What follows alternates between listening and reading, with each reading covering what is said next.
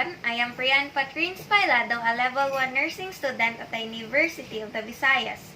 And in this video, I will be performing my return demonstration for administering oral medication.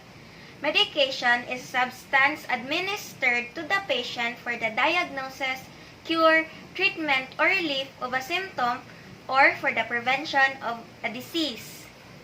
Oral medication administration is where the medication enters through the mouth. This is the most common, least expensive, and most convenient route. Now, prior to giving the medication, there are 10 rights that a nurse must consider, which are right medication, right dose, right time, right route, right client education, right documentation, right to refuse, right assessment, and right evaluation.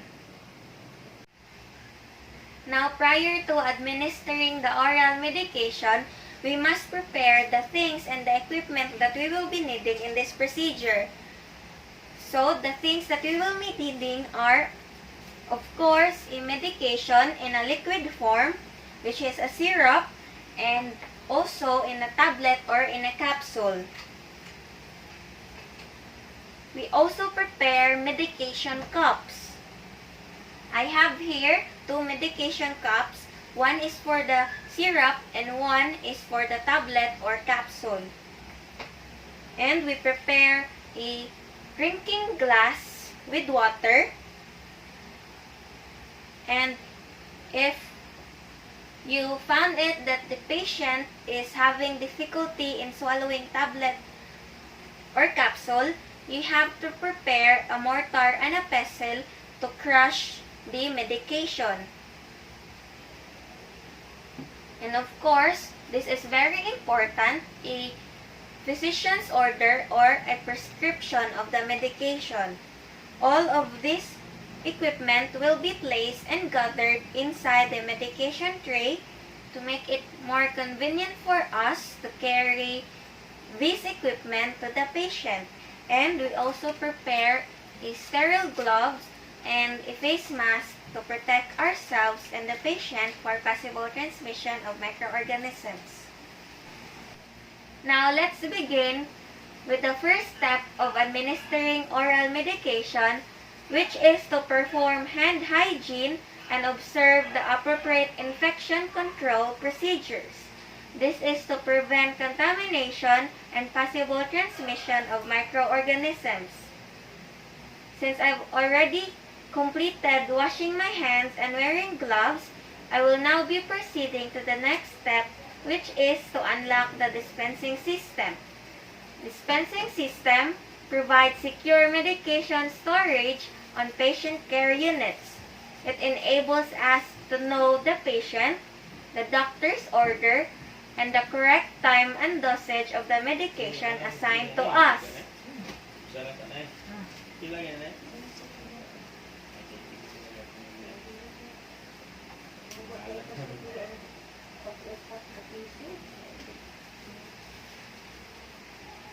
So, since I've already have knowledge, after looking at our system in this laptop, I will now be proceeding to the next step, which is to read the medication order and take the appropriate medication from the shelf, drawer, or refrigerator.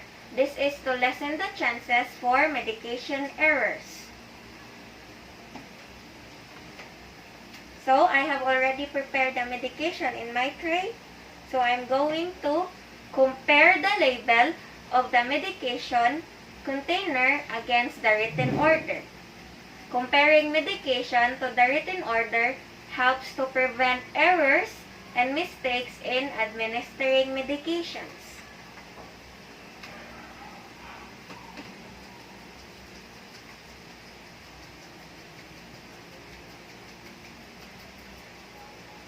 Now, we check the expiration date of the medication because outdated medication may be ineffective and harmful to the patient.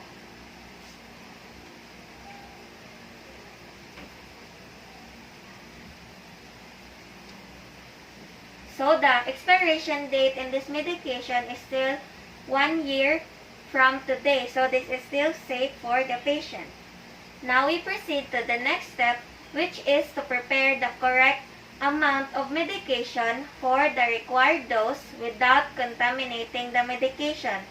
This is to ensure that the right dose of medication is given to the patient.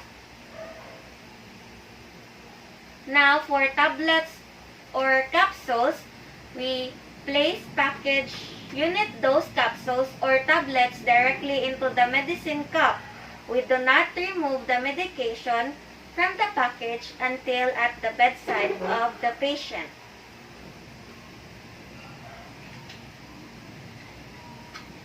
So we put the tablets without removing the package inside this medicine cup. Now if using a stock container, we pour the required number into the bottle cup and then transfer the medication to the disposable cup without touching the tablets. Pouring medication into the bottle cup eliminates handling it, thus prevents contamination. Now, if the client reported that she has difficulty swallowing, we crush the tablets to a fine powder with a pill crusher or a mortar and pestle that we prepared. Now, assuming that you are done crushing the tablet, we then place the fine powder tablet into the medicine cup and then add water. Crushed medications are often easier to swallow. Now for the preparation of liquid medication, we thoroughly mix the medication before pouring.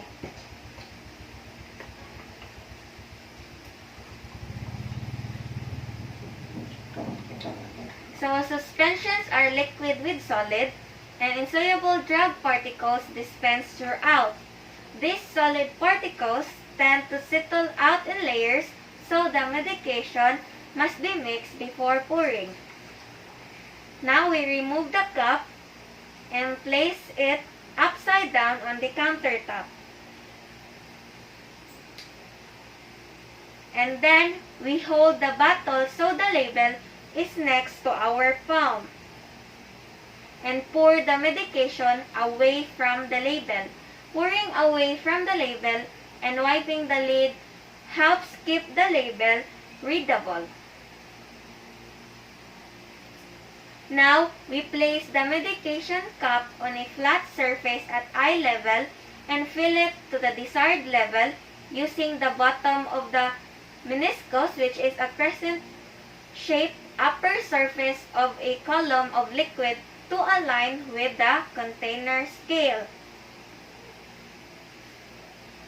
Because holding a cup at eye level to pour the liquid gives the most accurate measurement.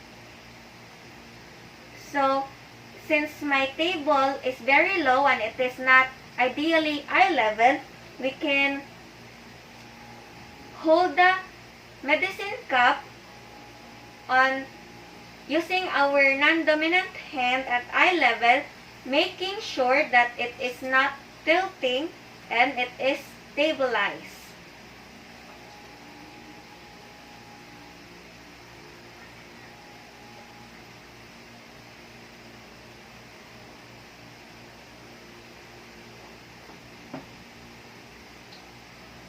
Now, remember, before capping the bottle, we wipe the lid with a paper towel.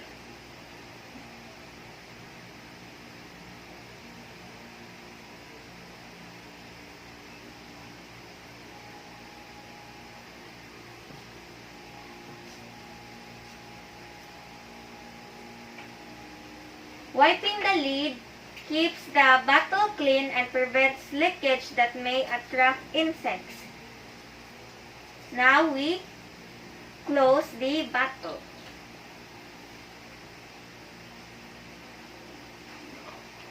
We keep the unit dose liquids in their package and open them at the bedside.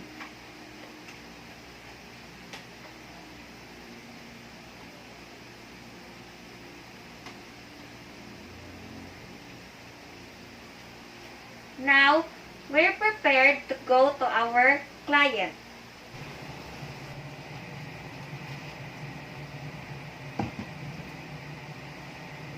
Now, after we arrive at the patient's room, we made sure to provide for client's privacy because providing privacy is the client's basic right. By respecting this, the nurse can foster client's comfort and participation in the procedure. So, make sure to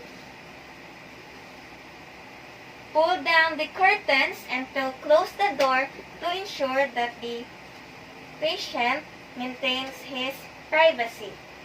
Now we check the client's identification band.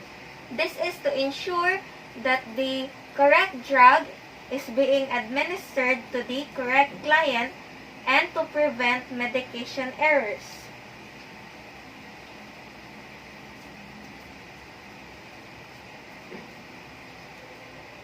What's your name, sir? Caldrin Tempo, How old are you? 20 years old. When's your birthday? July 19, 2000. Okay, sir. Thank you. Now we assist the patient to a sitting position or, if not possible, to a side-lying position. Sitting as upright as possible makes swallowing medication easier and less likely to cause aspiration. Okay, sir.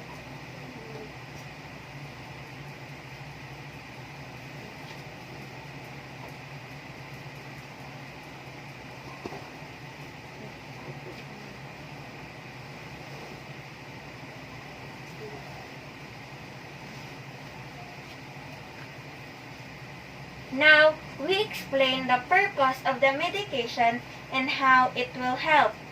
Providing information promotes patient cooperation and education on medication administration.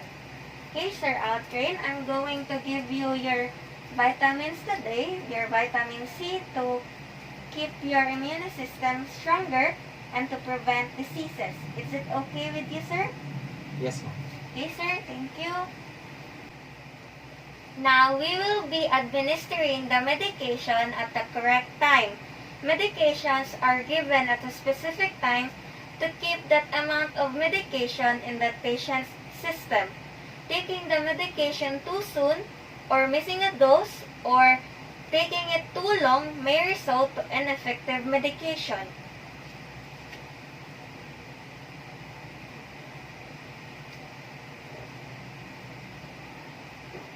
We give the client sufficient water to swallow the medication. We should be aware of any fluid restrictions that may exist.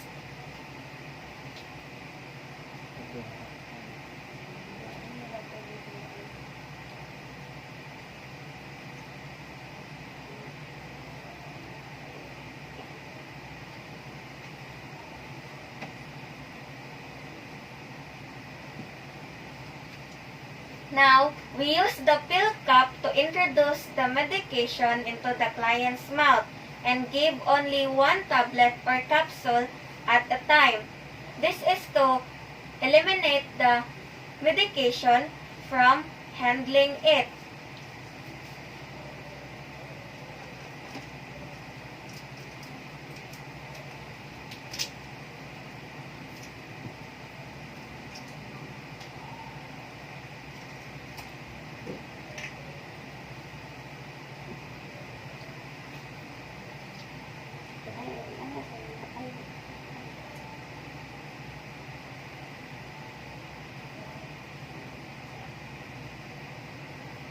Okay, sir. Very good.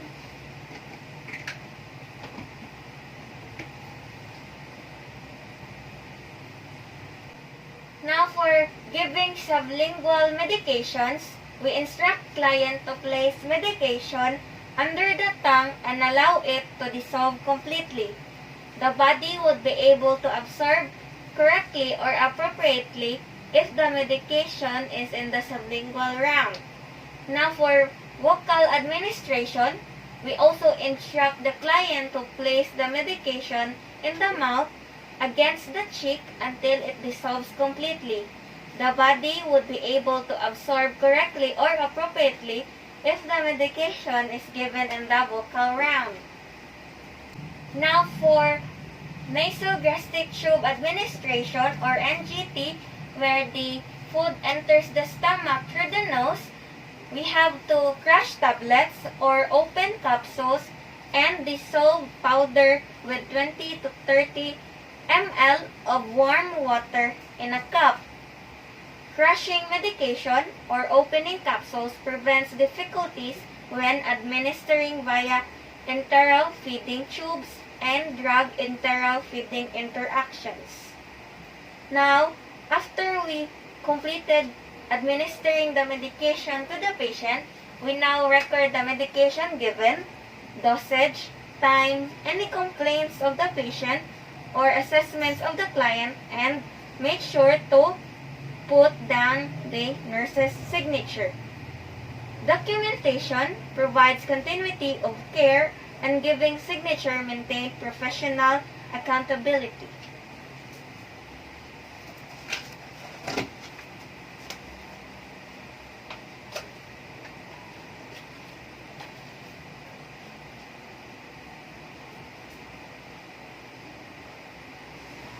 Now, after we administer the medication to the patient, we will now dispose all soiled supplies appropriately and wash our hands. This is to prevent the spread of infection.